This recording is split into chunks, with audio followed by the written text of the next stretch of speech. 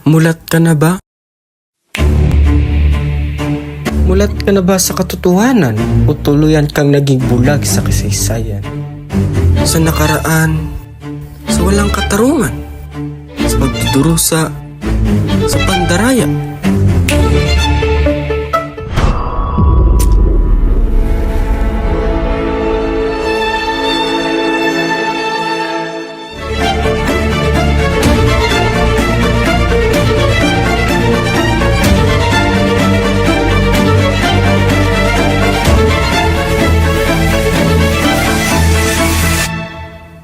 Lalamunin ba ng paghihimagsik ang nagiganti?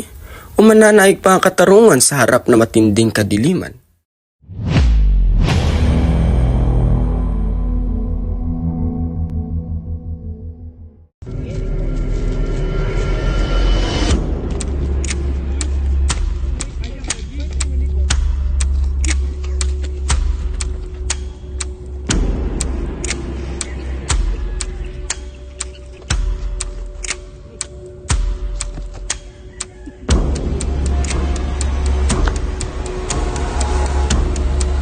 Bilisan mo, parating na sila. Kumaroon ka, Ninong Ibarra.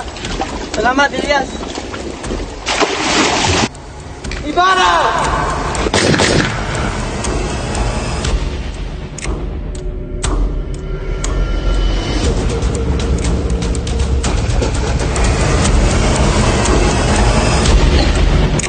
Estoy volviendo.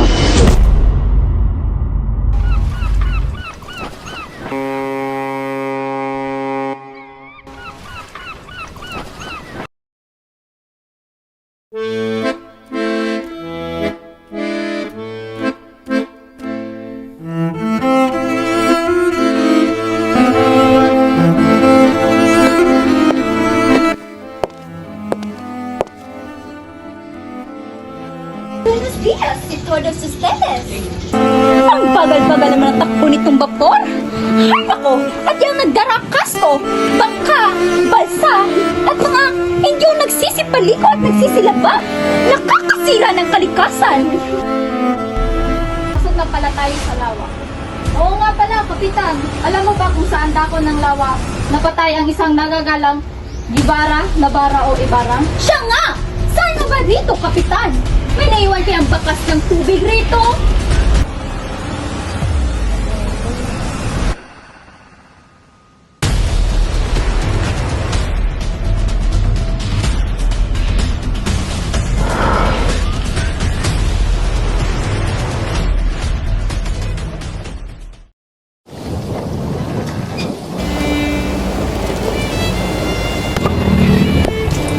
Simon, ayaw ka muna. O, Basilio, ilang ka muna ng sangkaysa. Pasensya na po, hindi kami umiinom ng alak. Hindi umiinom? Ayon kay Padre Camora, makakasama kung puro tubig ng mga iniinom. Di tulad ng alkohol, ang matabang na tubig ay nakamamatay ng apoy. At kapag tubig ay nagalit, yun ay maaaring lumawak at maging dagat na handang magwasak at pumatay.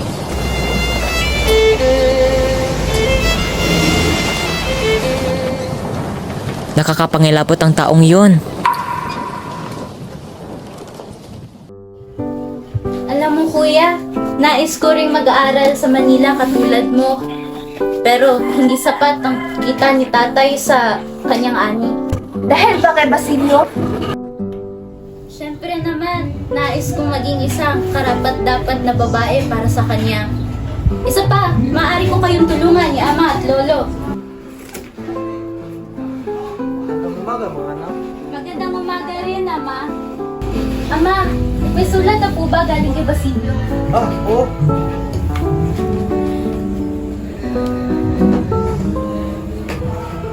Ano po kayang pakiramdam na mag-aaral sa Maynila tulad ni Basilio, ama, no? Huwag kang mag-alala, sa isang taon makakapag-aral ka rin sa Manila at makakabihis ka tulad ng mga babae ron. Talaga, ama? Salamat! Mukhang marami-rami ang inyong mga naani. Maraming ang aking ani, subalit napakalaking buwis naman ang sinisingil sa akin ng mga private. Magtimpi ka. Wala kang mapapala kung lalabanan mo sila. Pero ama, sila'y sumusobra na. Magandang araw, Telesforo. Namanganda sa araw. Ano bang kailangan niyo? Nandito ako para singilin ka sa iyong buwis. Ang iyong buwis ay 200 piso. 200 piso? Ngunit napakalaking halaga naman iyon. Eso es absurdo! Kung ayaw mo magbayad ng iyong buwis, mas mabuti pang gawin na lang gwardiya sibil ang iyong anak na lalaki. Dakpin siya!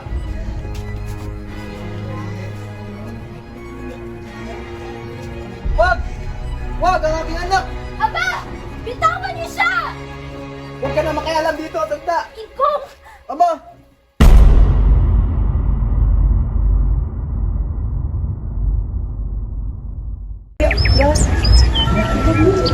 Apo, saan ka pupunta? Magpapatulong po ako kay Hermana Bali upang makalimon ng salapi para mabawi si Ama. Magandang araw, Tata Sel. Ano huli? Tayo na? Mayroon akong kakilalang magpapahiram siya ng pera upang matubos mo. Sige ho, tara na. Lolo, dito ka lang humuna.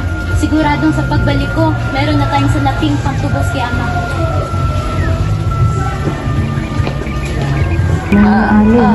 Bakit kasama ang buwasa ng Agnes? Hala! Napipi na pala si Tandang Selo! Tao po, tao po. Magandang araw, Hermana Betcha. Huli, siya ang sinasabi kong makatutulong sa iyo. Magandang araw rin. Pumasok muna kayo.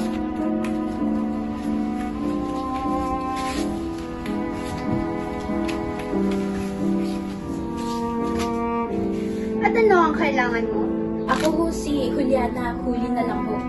Wala akong pakialam kung ano ang iyong pangalan. Ang tanong ko, ano ang kailangan mo? Kailangan ko ng kaunting salapi para maitubos at mabawi ang aking ama sa mga tulisan. Anak ka pala ng Talasforo. Sandali lang ako. Narito ang salapi. Maraming salamat po, Hermana Bencha. Pangakong babayaran ko ito kagad. Huwag kang mag-alala, Huli. Madali lamang iyan bayaran. Mababayaran mo lamang iyan kapag pumayag kang magpaalila at maging utusan sa aking bahay. Ganun ho ba? Ngunit ang ingkong ko ay matanda na, kaya... Sige, madali lang naman akong kausap. Akin na ang salapi kung hindi ka pumapayag. Payag po si Huli. Magsisimula ka bukas, Huli, sa araw ng Pasko. Pero Pasko ho bukas. Kung ganon, ibalik mo na lamang ang perang pinahiram ko sa iyo. Sige po. Magbabalik ako muli bukas.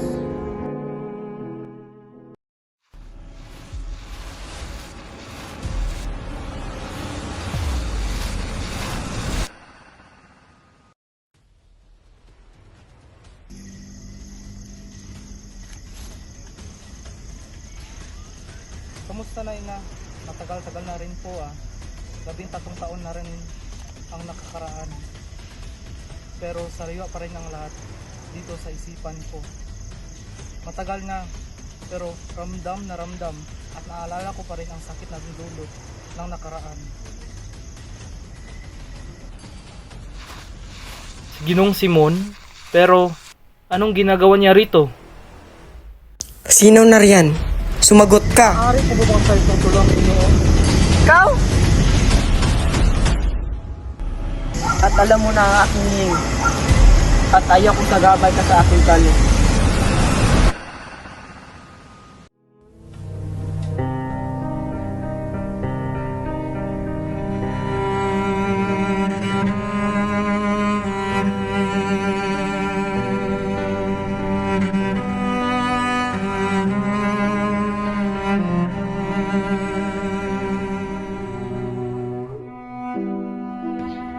En el nombre del Padre, y del Hijo, y del Espíritu Santo. Amén.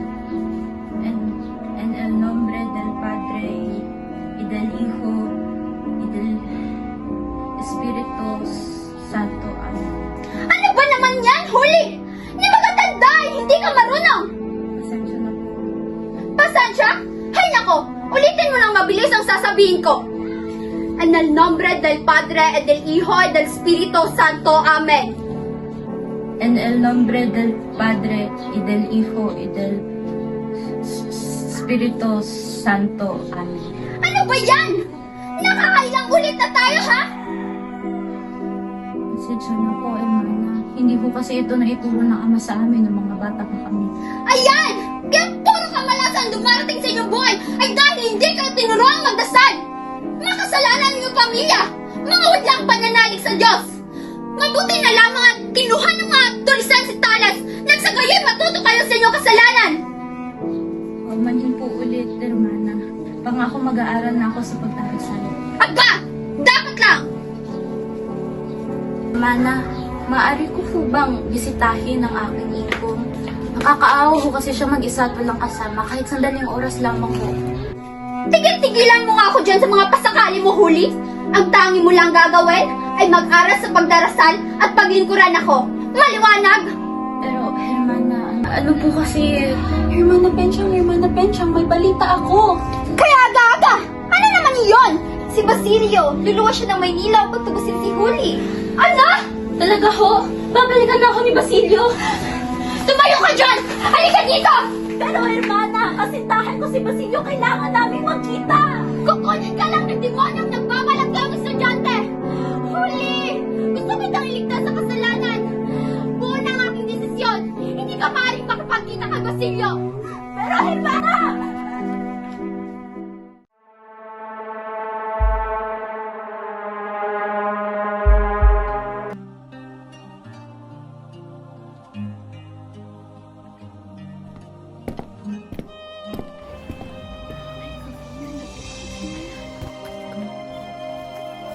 Telesforo, magandang araw aking kaibigan. Kayo po pala, Senyor Simon. Maupo po kayo. Ano pong sa atin? Maaari ba ako dito manira ng isang gabi at 2 araw, kaibigan? Maaari po, Senyor Simon. Subalit, paano kung may mga tulisan nagmanmanman at ikay mapahambak? Huwag ka mag-alala, kaibigan Talis. Isang pistola lang ang kailangan.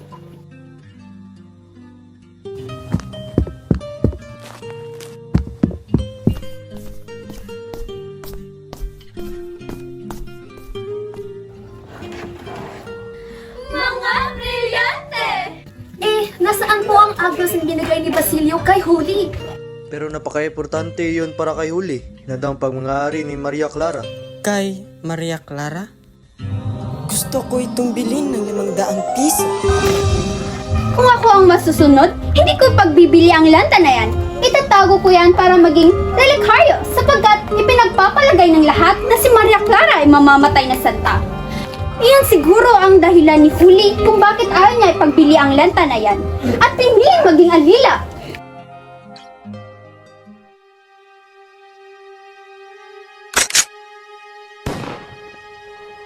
Patawarin niyo po ako sa kapangasang ginawa ko.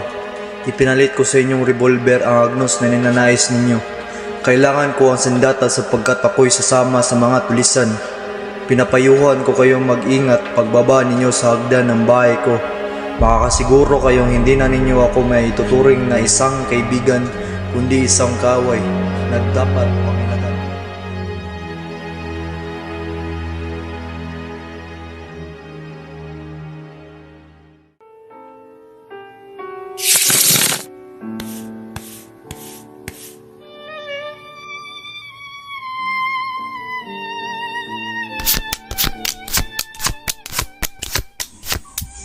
Humingi ng pahintulot ang mga kabataan na makapagtayo ng isang akademya ng wikang Kastila. Walang karapatan mag-aral ng Kastila ang mga Indio. May sapanta akong masamang layunin sa mga kabataan. Hindi ba pwedeng ibigay natin ang kanilang pangangailangan? Kamangmangan!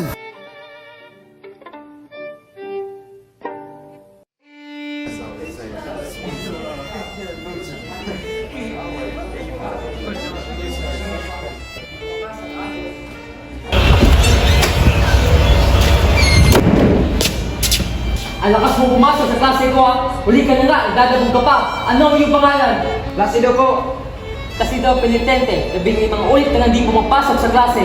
Dahil dyan, mamarkahan ka ng libag sa klase. Hindi lagyan mo kahit ilang pang marka ang gusto mo. Total, wala naman akong natutunan dito kundi panalait at kasamaan.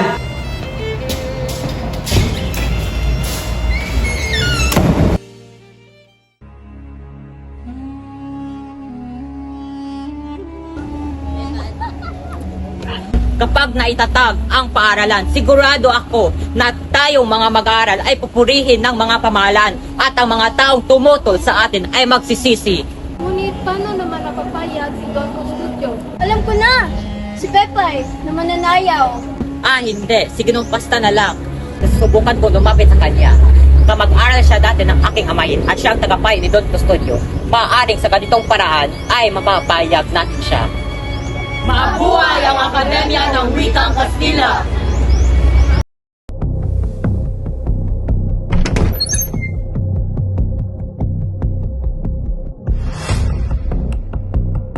Ginong basta, nandito pa ako upang makipusap.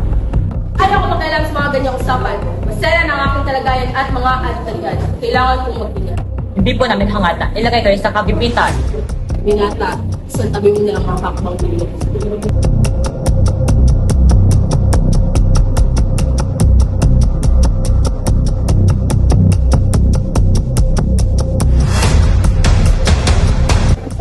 Ako na ako.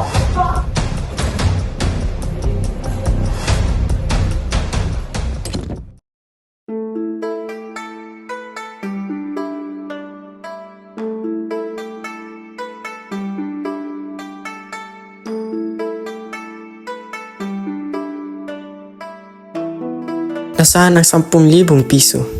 Wala na akong pera. Lahat sila utang akin pero wala bayad. Gusto mo, ngayong gabi may paparating na mga kahon na puno ng baril at tulungan mo lang ako at itago ito sa bodega mo. Takot si Kiloga. Huwag ka mag-alala.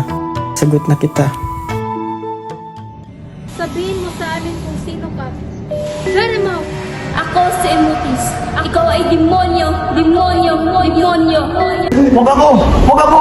Huwag ako!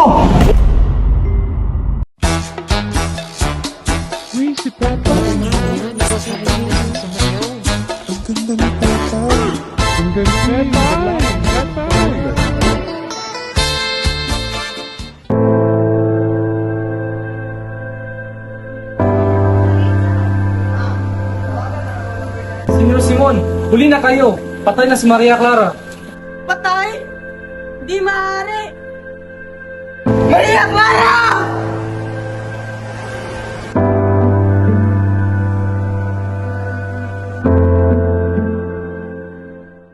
Oh, bakit ka nandito? Ba't hindi mo sundan sa luneta ang nakakahali ng mananayo at mga nganta? Mga Pranses na sobrang kaiputi at sobra na rin sa ganda. Teka, hindi ba ikaw ang nagpatawag sa akin? Huwag mo ipasa sa akin yung mga sisinayin at saka wala akong nalalaman sa sabi mo tungkol sa mga mananayaw na yan. Gayon? Ako pa ang may mali ngayon? Oh, Lisa, alam mo naman para lang sa iyo ang aking mga mata. Darating din ang panahon at maging malaya na ang Pilipinas na aking matagal na pinapangarap. Pangarap! Pangarap! Puro pangarap! Sabi ni Tia Alipin ang bayang ito. Isagani, di mo ba naiisip na babawian ka ng buhay sa mga kabayanihang ginagawa mo? Kung gayoy, masaya akong mamatay para sa bayang ito.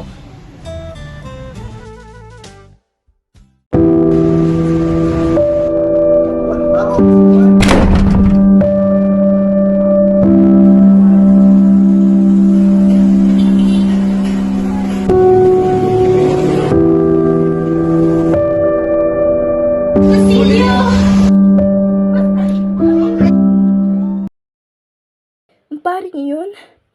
Ayoko!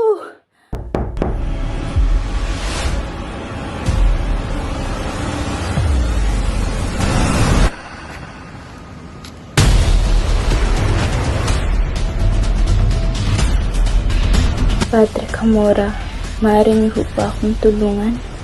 Batid kong alam mo na ang kapalit ng iyong hiningi.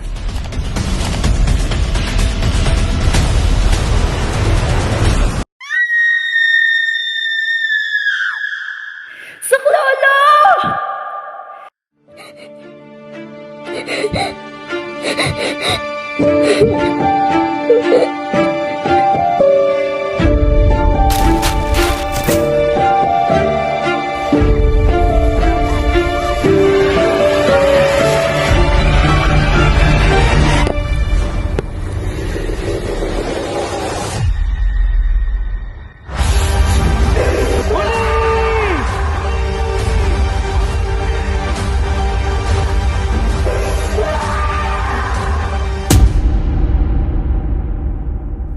pagmamahal, nagbago ang pananaw ng isang tao.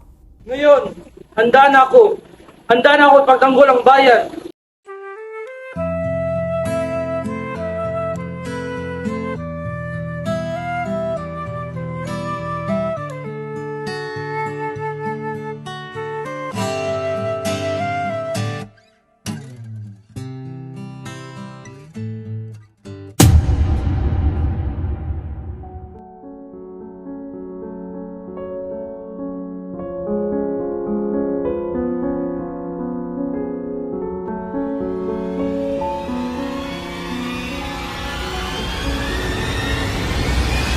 La señal para disparar. Matitiis niyo ba ang iyong paghihirap, Sr. Simon? Mga oras ay tatalab ang lasong sa aking katawan. Alam kong hindi na ako magtatagal dahil hindi na walang hanggang kapaan. Ako si Kasisto Maybara, ang nagbabalik bilang isang taong may layunin magiganti. Ang aking pinagdaanan ay naging daan upang baguhin ang aking pangalan. Naway ay aking ginawa ay maibsan ng pait na naranasan sa ating bayan.